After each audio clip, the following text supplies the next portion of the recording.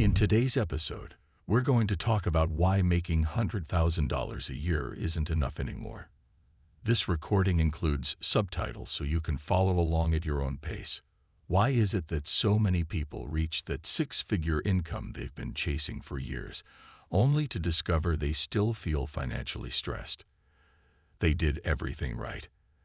They got the degree, put in the overtime, earned the promotions, and yet that magical $100,000 salary somehow doesn't deliver the comfort they were promised. The reason? The goalposts have moved, but our expectations haven't caught up.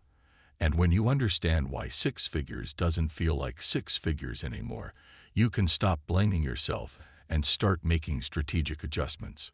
When we're young, round numbers take on mythical significance. Six figures becomes this clean dividing line between struggle and comfort. This idea gets reinforced everywhere. And for decades, that benchmark made sense. Earning $100,000 meant you'd arrived. You could afford the house, the car, the vacation. You were financially successful. But here's the shift. While the number stayed the same, its purchasing power has eroded. What $100,000 bought in 2000 would cost you about $175,000 today.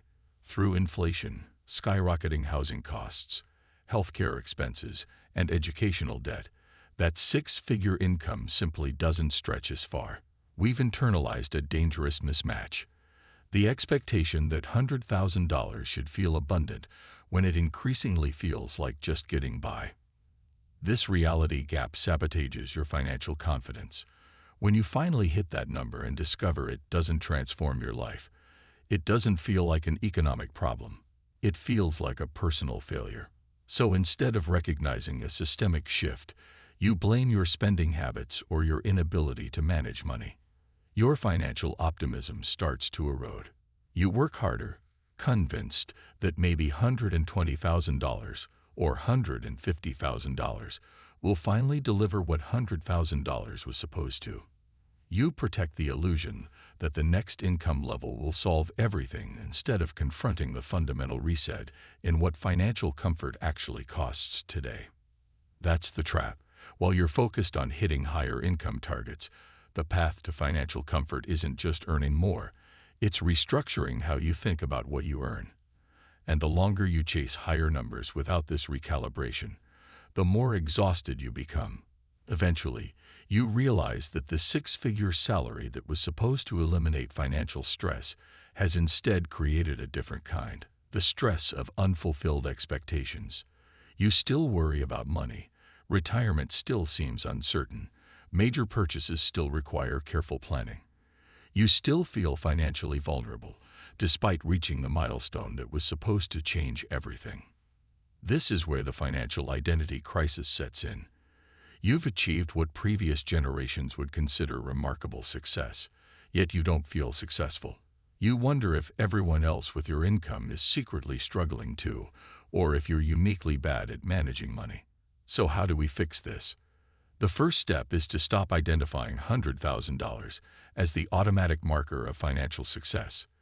Let that outdated benchmark go, not because earning six figures isn't an achievement, but because attaching specific expectations to that number sets you up for disappointment. When your financial satisfaction is tied to reaching a specific income that no longer delivers what it once did, you'll constantly feel like you're falling short no matter how hard you work. The fix is building a new financial identity around value rather than income. Stop asking, "How can I make more?"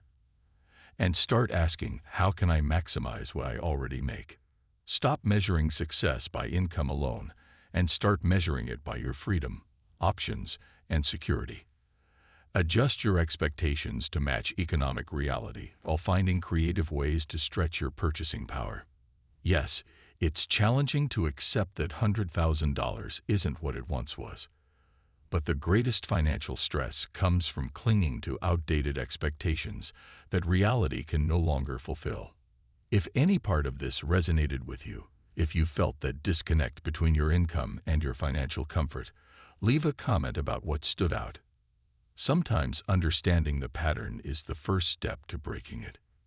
Thanks for listening, and I'll see you in the next episode.